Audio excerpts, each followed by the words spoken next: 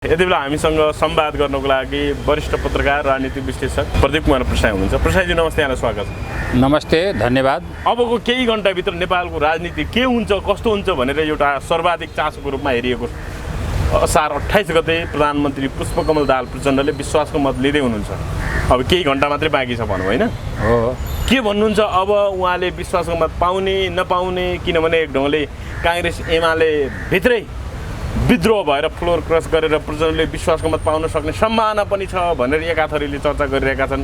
अर्का थरीले स्पष्ट रूपमा प्रचण्डको पक्षमा बहुमत नभएकाले उनी राजीनामा अथवा भनौँ न उनको सरकार ढलिसके पछाडि नयाँ गठबन्धन बन्छ, जसरी काङ्ग्रेस एमाले चाहेका छन् केपी ओली बन्छन् भनिरहेका छन्। तर फेरि केपी ओली बन्नको लागि संविधानले रोकिएको कुराहरू पनि गरेका छन्। यति बेला फेरि अर्को भिडियो भाइरल भइरहेको छ। फागुन 29 गते जति बेला प्रचण्डलाई समर्थन गर्दै नेकपा एमाले पनि विश्वासको मत दिनेवाला थियो, त्योभन्दा भोलिपल्ट अथवा फागुन 30 गते प्रधानमन्त्री प्रचण्डले विश्वासको मत लिँदै थिए। त्यति बेला चाहिँ संसदीय दलको बैठकमा आफ्ना नेता तथा सांसदहरूलाई केपी ओलीले के भन्नुभएको थियो भने यति बेला 76(2) अन्तर्गत हामीले सरकार गठन गर्दैछौँ। 76(2) अन्तर्गत यदि प्रचण्डले विश्वासको मत पाएनन् भने 76 नेपालको संविधानको धारा 76 को उपधारा 3 अन्तर्गत शेरबहादुर देउवा सबैभन्दा ठुलो पार्टीको संसदीय दलको नेता भएको हिसाबले उनी प्रधानमन्त्री बन्न सक्छन् भनेर उहाँले सचेत गराउँदै प्रचण्डलाई विश्वासको मत दिन आग्रह गर्नुभएको थियो। एक ढङ्गले भन्दाखेरि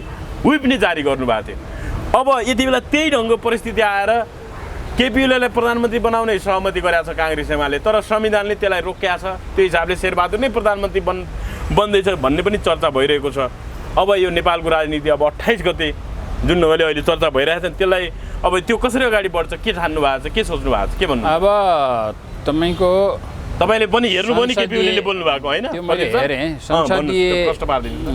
संसदीय परिपाटीमा संसदले गरेको निर्णयलाई नै सर्वमान्य मानिन्छ। अब केपी ओली जी प्रधानमन्त्री बन्ने भनेर अहिले चर्चा व्यापकै रूपमा भइरहेको छ। अहिलेको माहौल हेर्दा त्यो देखिन्छ। तर पनि नेपाली काङ्ग्रेसले आफूले केपी ओलीसँग भर्खरै गरेको कमिटमेन्टलाई अक्षरशः पालन गरौँ भने उहाँ प्रधानमन्त्री बन्नुहुन्छ। र नेपाली काङ्ग्रेसको मनमा चाहिँ अब अस्तिको जुन समझदारी छ त्यो समझदारीलाई नाग्ने खालको भावना आयो। नेपाली काङ्ग्रेसको संसदीय दललाई भनौँ, संसदीय दलको नेतालाई भनौँ या पूर्व प्रधानमन्त्री या पार्टीका सभापति शेरबहादुर देउवालाई अब फेरि आफै प्रधानमन्त्री बन्ने भावना मनमा पलायो भने त्यसमा गडबड हुनसक्छ अहिले पनि, एक कुरा। अर्को कुरा के छ भन्दाखेरि अब प्रचण्डले संसदमा जुन फेस गर्ने कुरा गरिरहेका छन् विश्वासको मत लिन्छु भन्दा आजसम्म राजीनामा दिएका छैनन्। राजीनामा दिएको भने 76(2) अन्तर्गतै सरकार गठन हुन्थ्यो, त्यो प्रश्न थियो। राजीनामा दिएका छैनन्। राजीनामा नदिएर विश्वासको मत लिनेवाला विश्वासको मत लिँदाखेरि अब केही सांसदहरूलाई फुटाएर फोरेर आफ्नो पक्षमा ल्याउन सकिन्छ कि भनेर भित्रभित्र खिचडी पनि पाकिराखेको होला। यद्यपि त्यसको सम्भावना अत्यन्त न्यूनै छ। तैपनि अब अन्तिमसम्म पनि उहाँले प्रयास गर्नुहुन्छ। र अर्को कुरा के छ भनेदेखि विगतका उसलाई हेर्दाखेरि अब संसदमा प्रतिनिधित्व गर्ने विभिन्न पार्टीका सांसदहरू नबिकेका पनि होइनन्, विगतमा पनि बिकेर अब तिनीहरूले सरकार फेलुयर गराउनमा होइन प्रचण्ड नेतृत्व सरकारप्रति बाहिर त अथाह जनसमर्थन छ नि। भ्रष्टाचार विरुद्ध एक ढङ्गले एक्सन सुरु गरेको सरकारलाई सरकारलाई एक ढङ्गले भन्दाखेरि गिरिबन्धु लुकाऊ, गिरिबन्धुसँग नक्कली भुटानी शरणार्थीको साटासाट गरौँ भनेर काङ्ग्रेस एमाले मिलेको भन्ने कुरा छ। तपाईँलाई थाहा छ आरजु देउवासम्म यो कुरा पुग्ने, केपी ओलीको स्वकीय सचिव केशव बज्राचार्यसम्म लहरु तान्दा पहरो गजिन्छ भने जति उनीसम्म तानिने कुराहरू थियो। बेचन जाको अडियो पनि सार्वजनिक भयो केही दिन अगाडि मात्रै। उकालो.com ले त्यो अडियो पनि सार्वजनिक फाइलहरू खोलेका गर्दाखेरि उनीहरू रातारात 15 गते दैचिउरा खाए 16 गते नै मिल्नुपर्ने अवस्था आयो भन्ने पनि चर्चा छ नि। भ्रष्टाचारको फाइलहरू केही खुलेका हुन्, अब खुल्ने क्रममा थियो। अब त्यो भ्रष्टाचारको फाइल लहरो तान्दा पहरो गर्जने अवस्थामा पुग्यो। अब जब बेचन झा पक्राउ परे सबैको मनमा बेचैनी र छटपटी बढ्यो। बेचैनी भयो हो, बेचन झा चाहिँ बेचैनीमा परिणत भए। उनलाई पक्राउ पर्नु नि सबै दलको नेताहरूमा बेचैनी बढायो। यसले गर्दाखेरि अब भूषण राणादेखि आरजु देउवा, त्यस पछाडि आएर अन्य एमालेका नेताका निकटस्थ व्यक्तिहरू भनौँ। अब तपाईँले अघि नाम लिइसक्नुभयो, अब उहाँको नाम मैले लिइरहनु परेन। उनीहरूमा बेचैनी बढायो र कतिपयहरूलाई अब दबाइएको कुरा चाहिँ थियो जुन जस्तो म्याटरलाई हसप गरिएको थियो त्यो हसप गरेको कुरा चाहिँ अब बाहिर आउँछ। अनि हामी सबैको अनुहार उदाङ्गिन्छ भनेर यो तालमेल भयो हुन चाहिँ। तर पनि अब संसदीय गणितबाट तपाईँको बहुमत सिद्ध गर्न सकेनन् भने त ओली प्रधानमन्त्री हुन्छन्। अब ओली प्रधानमन्त्री हुँदाखेरि ओली प्रधानमन्त्री हुनलाई त कानुनले रोक्यो भन्ने कुरा भन्दैछु। स्वयं कोहलीले बोलेको कुराबाट 76 तपाईले तथ्यलाई बङ्ग्याउन खोज्नु भयो के हो? बङ्ग्याउन खोजेको छैन। 76 को सरकार असफल भएपछि 76 को बन्ने असफल हुने फेरि त्यही 76 लागू गरिरहनु पर्ने भन्ने कानुनी बाध्यता होला र अनि 3 किन बन्यो त? 76 बाट सरकार बन्दाखेरि अब शेरबहादुर देउवालाई नै आह्वान गर्नुपर्ने हुन्छ राष्ट्रपतिले र शेरबहादुर देउवाले चाहिँ अब त्यति बेर प्रधानमन्त्रीको पद आएको अब म आफै ग्राब गर्छु भन्ने खालको भावना बढायो भने केपी ओलीलाई प्रधानमन्त्री हुन गाह्रो पर्छ र के अब समझदारी भएको अब राष्ट्रपतिले आफूलाई संविधानको धारा 76 को उपधारा 3 अन्तर्गत सरकार गठनको लागि यदि प्रचण्डले विश्वासमत पाएनन् भने त्यो ढङ्गले सरकार गठनलाई आह्वान गरिएन भने एकजना चर्चित अधिवक्ता हुनुहुन्छ चन्द्रकान्त गेवाली, उहाँ त सर्वोच्चमा रिट हाल्छु भन्नुभएको छ। उहाँले 76(2) अनुसार बनेको सरकार असफल भएपछि 76(3) मा बन्नुपर्छ भन्ने कानुनविदहरूको विचार हो। त्यो कुनै इरेसनल कुरा भन्न मिल्दैन। कानुन या संविधान सम्मतै कुरा हुन्छ, तर्कसङ्गतै कुरा हो, तर्कसङ्गत कुरा हो। 76(2) त फेलियर भइसक्यो, अब 76(3) मा जानुपर्छ। यो कुरालाई चाहिँ पहिला अब एउटा उसमा चाहिँ पूर्व प्रधानमन्त्री केपी ओलीले पनि अब बोलिसकेको कुरा हो। त्यसले गर्दा 76(3) मा बन्दाखेरि चाहिँ ओलीलाई प्रधानमन्त्री हुन गाह्रो पर्छ। तर शेरबहादुर देउवाले 76(3) मा आह्वान गर्दा पनि अब आफू प्रधानमन्त्री हुने चाहना नराखेर केपी ओलीलाई नि फेरि सिफारिस गर्न पुगे भने त फेरि केपी ओली प्रधानमन्त्री बन्दछ। द्वन्द्व सृजना हुन सक्छ। द्वन्द्व त बिल्कुल अदालतमा पुग्छ नि त हैन? द्वन्द्व त तपाईको एउटै उपधारा केलाकेलाई गर्ने एउटै धारा प्रयोग गरे भने त 76(2) मै अमान्य स्थिति आउन सक्छ नि त। 76(2) मै सरकार बन्यो भने पनि द्वन्द्व सिर्जना त हुन्छ, किनभने यसमा अदालतमा त 2-4 दर्जन वकिलहरू पुगिहाल्छन्। अब विभिन्न मुद्दा लिएर अदालतमा पुग्छन्। त्यो भएपछि त्यसमा सुनवाई हुन्छ, अब हियरिङ हुन्छ। अब त्यसले गर्दाखेरि त्यसले मुलुकमा एउटा कन्स्टिट्युसनल 28 घण्टाभित्र अस्ति नै जसरी शेरबहादुरलाई प्रमादेशसहित सर्वोच्चले उहाँको नेतृत्वमा प्रधानमन्त्री बनाउनको लागि सर्वोच्चले प्रमादेश दिएको थियो, त्यही ढङ्गको फेरि परिस्थिति बन्न सक्छ 2017 यसलाई चाहिँ तपाईको पोलिटिकल भाषामा कन्स्टिट्युसनल क्राइसिस भनिन्छ। संवैधानिक सङ्कटको अवस्था हो यो। त्यो भएको खण्डमा अब शेरबहादुर देउवा नै प्रधानमन्त्री हुने इच्छा राखे भने केपी ओलीले प्रधानमन्त्री हुने सम्भावना छैन। तर एउटा अन्डरस्ट्यान्डिङ भएको छ, त्यस आधारमा बन्छन् भन्ने एउटा आम बुझाइ हो। अब शेरबहादुर देउवाले चाहिँ केपी ओलीलाई प्रधानमन्त्री बन्नबाट रोकेर आफै बन्न चाह्यो भने केपी ओली प्रधानमन्त्री बन्न सक्दैनन्। अवस्था त्यो हो। अब भनेपछि पर्सि अथवा भनौँ न आज हामी जसरी संवाद गरिरहेका छौँ, अबको केही घण्टाभित्र 28 गते नेपालको राजनीतिमा 48 घण्टाभित्र उथलपुथल हुने जस्तो पनि सम्भावना देखिएको छ। रात रह्यो अग्रात पलाउँछ भने जस्तै प्रचण्डले केही न केही कदम सकभर केपी ओलीलाई सत्ता नदिने उनको त्यो बाहिर यसो हेर्दाखेरि त्यो चाहना त्यस्तो बुझिन्छ। उनको त्यो कार्यशैली त्यही ढङ्गले अगाडि बढेको छ। रातारात केही उथलपुथल गर्ने सम्भावना कतिको देख्नुहुन्छ? ओभर द नाइट केही करिश्मा गर्छु भन्ने मनमा राखेको होलान्। उनले कोसिस पनि गर्दै होलान्। त्यसको लागि विभिन्न शक्ति केन्द्रहरूमा अब रिजाउने बुझाउने अनि मित्र राष्ट्रहरूमा आफ्नो प्रतिनिधि पठाएको कुरा पनि आइरहेको छ। अब पम्पा भुषाललाई भारत पठाएको भनेर यहाँ न्युजहरू आइरहेछन्। त्यसले गर्दा सकेसम्मको एटेम्प त हो। अब त्यो एटेम्प हुँदाहुँदै पनि अब शेरबहादुर देउवाले नै अब कहाँ पर ओलीलाई काँधमा बोकेर अब 76(3) मा आह्वान गर्दै पनि ओली नै बन्नुपर्छ भने संवैधानिक सङ्कटमा गए तापनि तत्काललाई सरकार गठन होला। तर पछि त्यो अदालतबाट के हुन्छ त्यो सरकारको भविष्य त्यति सुनिश्चित हुन सक्दैन। अर्को कुरा, ओलीलाई प्रधानमन्त्रीमा नियुक्ति गराएर 30 दिन पछाडि विश्वासको मत दिने बेलामा चाहिँ हालिदिने पनि हालेर अनि अब असफल बनाउने, असफल राजनीतिको असफल खेलाडी बनाइदिने पनि योजना पनि हुनसक्छ काङ्ग्रेसको। त्यसले गर्दाखेरि अब अहिले राजनीति त अत्यन्त तरल छ। अब यसले गर्दाखेरि राजनीतिक अस्थिरताको सुरुवात चाहिँ भयो भन्ने कुरा प्रष्ट छ। भनेपछि अहिले जुन ढङ्गले अगाडि बढिरहेको छ समीकरण, त्यसले गर्दाखेरि एमाले पनि धोका नदिने भन्ने चाहिँ हुँदैन, अथवा काङ्ग्रेसले नै धोका दिन सक्ने सम्भावना छ? होइन, धोका त यहाँ सबले सबलाई दिन्छन्। तपाईँको अब देउवासँग रुष्ट भएर एकैचोटि गएर ओलीसँग मिलेका, अब ओलीले दुईपल्ट अब सदन पार्लियामेन्ट विघटन गर्न खोजेको सबै कुरा त छँदैछ नि। अब त्यसले गर्दा कसलाई दलायो? राजनीतिक अवसरवादीहरूको शरणार्थी कल्पना साटेको हो कि होइन? त्यो त हेर्नुहोस् एउटा कुरा, विषय त काङ्ग्रेस महामन्त्री गगन थापाले चर्को रूपमा उठाउनु भएको थियो नि। उठाएको थियो अस्ति त तपाईँको अब गगन थापा केपी ओलीको हात समाएर केपी ओलीले उ गरेको थियो। गगन थापा लल्याक लुलुक नुन खाएको कुकुर जस्तो भएका थिए। अब उनको विरुद्ध पनि अख्तियारमा उजुरी परेको छ। अब गिरिबन्धुको आफ्नो ठाउँमा छ। भुटानी शरणार्थीको भ्रष्टाचारको फाइलले काङ्ग्रेसलाई सताइरहेको छ, गिरिबन्धुले एमालेलाई सताइरहेको छ। अब इन्डिभिजुअल अब यो बाख्रा काण्डदेखि लिएर बिपी कोइराला काण्डले गगन थापालाई ग्रसित पारेको छ। अनि त्यसले गर्दा कोही पनि यहाँ सजिलो अवस्थामा छैन। सबै आफ्नो अब फेस सेभ गर्ने, टाउको जोगाउने पक्षमा छन्। अनि तर यो जुन अहिले भ्रष्टाचारका यता ठुला महाभारत काण्डहरू छन्, यी काण्डहरू अहिले तत्काललाई दबाइए तापनि यो फेरि खुलेर आउँछ। कुनै न कुनै दिन यो खुल्छ। उनीहरू न्यायको कठघरामा उभिनुपर्छ। अब जस्तो बेचन झाको कुरा ल्याउँ, बेचन झाको अडियो पनि आयो मन्त्री परिषदमै। उनले चाहिँ निर्णय गराएर चाहिँ म तपाईँहरूलाई अमेरिका पठाउँछु भन्ने जस्तोको अडियो आयो। त्यति बेला तत्कालीन गृहमन्त्री बालकृष्ण काँडथे हुन त उनी अब मुद्दा परेर धरोटीमा छुटे, पूर्व चाहिँ जेल चलान पनि भयो केही समय होइन।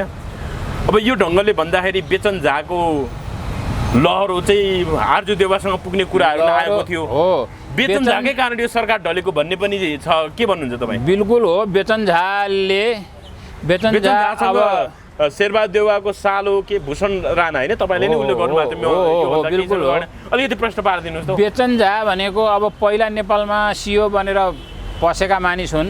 यिनी अब भारत मधुबनतिर हुन्, नेपालमा बिहाबारी भयो। बिहाबारी हुनु स्वाभाविक कुरा हो। नेपाल र भारतमा अब रोटीबेटी भन्छन्, बिहाबारी चल्छ, भइरहेको छ। अब उनी पहिला सामान्य एउटा इन्जिनियर हुन्। अनि भारतीय नागरिक, तर नेपालको पनि नागरिकता लिएको नागरिकता पछि लिएछन्। पहिला थिएन, पहिला नागरिकता थिएन।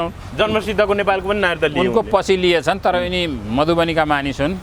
अनि यिनी पहिला सिओ बनेर पसे, नेपाल आए। अब सानातिना कोटेसनका काम गरे, विद्युतमै हो यिनको मेन काम गर्ने। त्यस पछाडि अब कमिसन एजेन्टहरू, ठेकेदारहरू पक्र्दै अब राजनीतिक नेतृत्वमा यिनले आफ्नो पकड बनाएर अब ठुलो अहिले पहिला त सामान्य व्यापारी थियो, अहिले त अरूको मुखबाट सुन्छु ठुलै धनाढ्यमा यी दर्ज भइसकेका छन्। अब प्रधानमन्त्री मन्त्रीहरूलाई त अब निर्देशनात्मक रूपमा काम गराउन सक्ने यिनको भइसकेको छ। अब त्यसबाट यिनले ठुलै लाभ लिएका हुन्। अहिले तपाईँलाई फेरि अर्को कुरा लाभ लिएको पनि हुनसक्छ, चेक दिएको होइन, चेक लिएको छ, त्यो बाबतको क्यासै बुझिसके भनेको छ।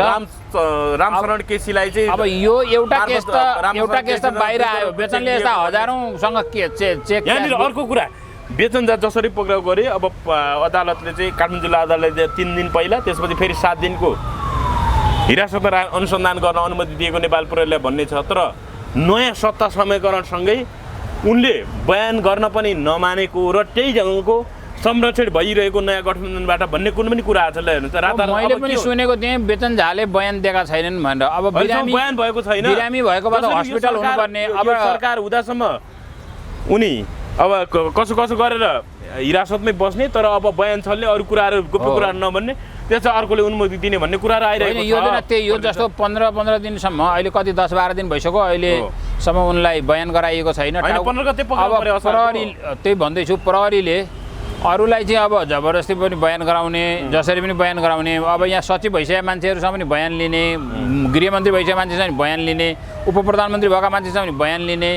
अब प्रहरीका आइजिपीहरूसँग पनि बयान गराउन सक्ने। एउटा सामान्य बिचौलिया व्यापारीलाई चाहिँ किन बयान गराउन सक्दैन त? हाम्रो प्रहरीले भनौँ यो एकदमै संरक्षण जस्तो प्रश्न देखिया हो सर। अर्को कुरा, त्यो विवाद आइसकेपछि पार्टी सभाले भेट्न खोज्दा मलाई भेट्नै दिएन, उहाँले समय नै दिनु भएन भन्ने पनि कुरा गर्नुभयो। हुन त अब त्यो ढङ्गको प्रचार गर्ने मान्छेले आफै ढोका ढकढकान गएको भए म ढोका ढकढकान पार्टी सभापतिले ढोकै खोलेन होइन, दरवाजै खोलेनन् भन्ने पनि त्यो चर्चा आउँथ्यो होला। सायद उहाँले चाहिँ पार्टी सभापति मसँग झुकोस् भन्ने पनि चाहना थियो होला। सायद यो विवाद आइसकेपछि उहाँले मिलाउने आफै प्रयास गरून् भन्ने पनि थियो होला।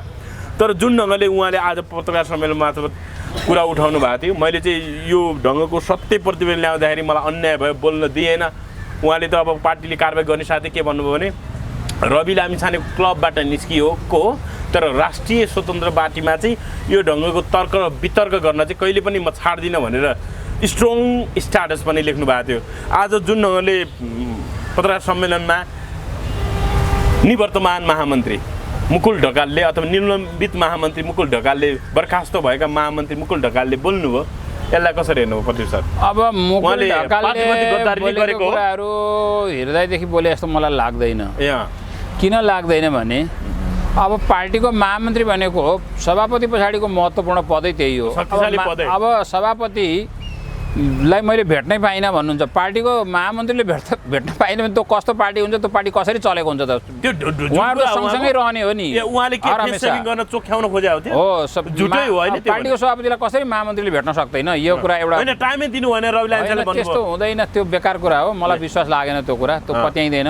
द्वन्द्वै होला, झगडा होला, मनमुटाव होला, तर पनि भेट हुन्छ कि त अब पानी बराबर सम्बन्ध तोडेपछि अब भेट्न होला, अलग कुरा हो। पार्टी पनि निलम्बन भएपछि पहिला पदमा भइन्जाल भेट हुन्छ, त्यो बेकार कुरा हो। र अर्को कुरा के भने उहाँले अब जुन कुरा बाहिर ल्याउनु भयो त्यो बाहिर नल्याएर अब पार्टीमै छलफल गराएको उत्तम हुन्थ्यो। बाहिर ल्याउँदा पनि अब पार्टी उहाँप्रति त्यति अनुदार भएको थिएन, तर पछि उहाँले फेरि विभिन्न कुराहरू अन्य कुराहरू पनि ल्याउनु भयो। अब पार्टीको सङ्गठन गर्ने जिम्मा त महामन्त्रीको हुन्छ। अब साङ्गठनिक अवस्थाको बारेमा सुधार गर्नुपर्ने, सङ्गठन गर्नुपर्ने त उहाँको काम हो। उहाँ आफ्नो कमजोरी रवि लामिछानेको टाउकोमा थोपर्दा हुन्छ त?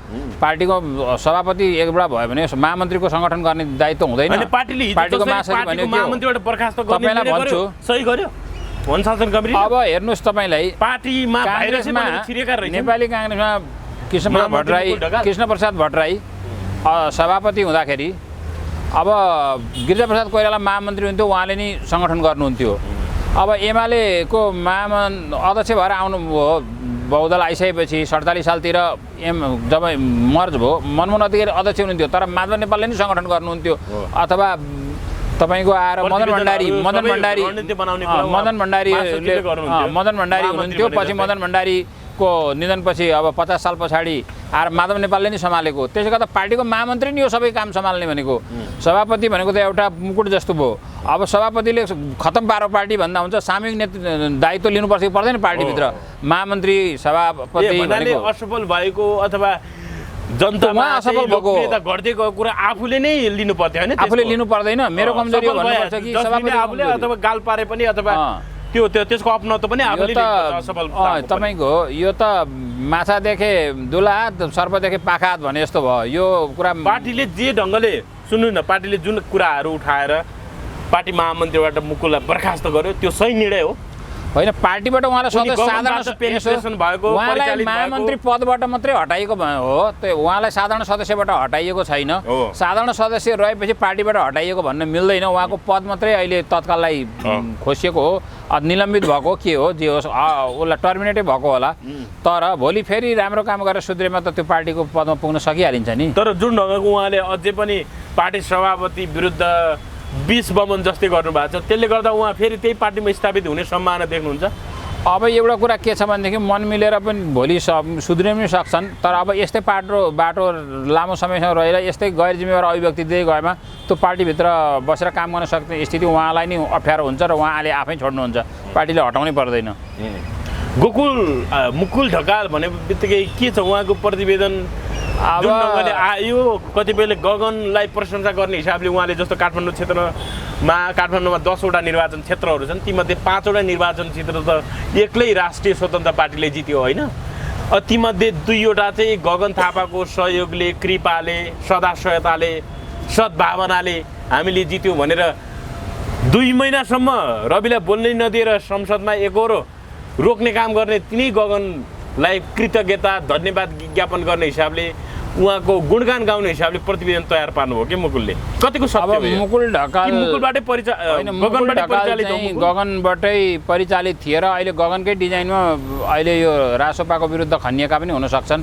अब पार्टीभित्र पेनिट्रेसन हुने घुसपेट त भइरहन्छ, त्यसले गर्दाखेरि अब भन्न सकिँदैन। तर त्यस्तो व्यक्तित्व राष्ट्रिय व्यक्तित्वको रूपमा मैले उहाँलाई चिनेको पनि छुइनँ, मलाई थाहा पनि छैन। अब उहाँका अभिव्यक्तिलाई त्यति ध्यान दिएर हामीले हेर्ने पनि होइन विगतमा। अब रासोपामा अब रवि लामिछानेकै थियो, त्यस पछाडि अन्य एक दुईजना मुकुलले पनि पार्टी बनाउनु त ठुलो सहयोग गरे नि। अब के सहयोग गरे कसो गरे अब जनतालाई थाहा छैन। सङ्गठनको रणनीति बनाए आज 2 वर्षसम्म रणनीति उनले बनाए के बनाए अब हामी जनतालाई यो कुरा थाहा छैन, पब्लिकले यो कुरा थाहा छैन। अब उनले भित्र कसरी काम गरे त्यो पार्टीले नि भन्ला। अब योभन्दा अगाडि कस्तो सहयोग गर्थे कसो गर्थे त्यो पार्टीले औपचारिक रूपमा बाहिर ल्याएको छैन। अहिले त्यसबारेमा धेरै चर्चा नगरौँ, तर मुकुल ढकाल बिना त्यो पार्टी चाहिँ रहन सक्दैन भन्ने कुरा चाहिँ त्यो जरुरी छैन। त्यो इन्डिस्पेन्सेबल पर्सन चाहिँ होइन जस्तो मलाई लाग्छ।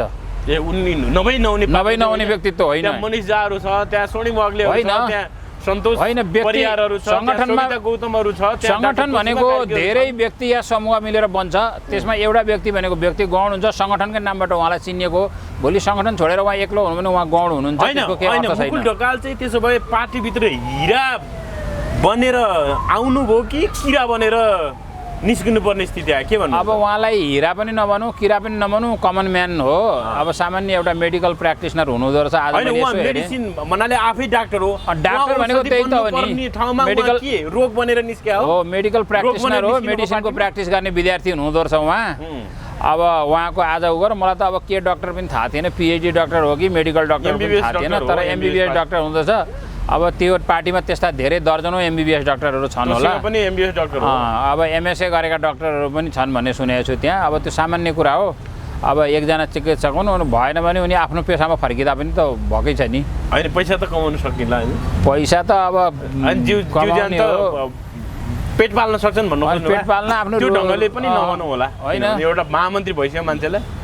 अब महामन्त्री त सङ्गठन हुँदैन, महामन्त्री सङ्गठन भएन भने के को महामन्त्री? ए मानिया नयमान मै तेरा आज मेहमान त त्यसो भए हुँदैन नि। मुकुल जस्तो बनेको पनि रवि लामिछाने कृपाले हो। अब पार्टी सङ्गठन त रविकै कारणले बन्यो। रविले बनाएपछि न उनी बने, आफै त बनेका होइन नि। त्यो पार्टीको अधिवेशन कहाँ भयो के भयो पनि थाहा छैन। अब के छ, को कसरी भएको छ, इलेक्सनबाट भएको छ कि के भएको छ कि त्यो पार्टीको प्रक्रियाहरू त्यति अब नयाँ नयाँ पार्टी हो, त्यति चासो साथ हेरिएको पनि थिएन। त्यस्तै छ।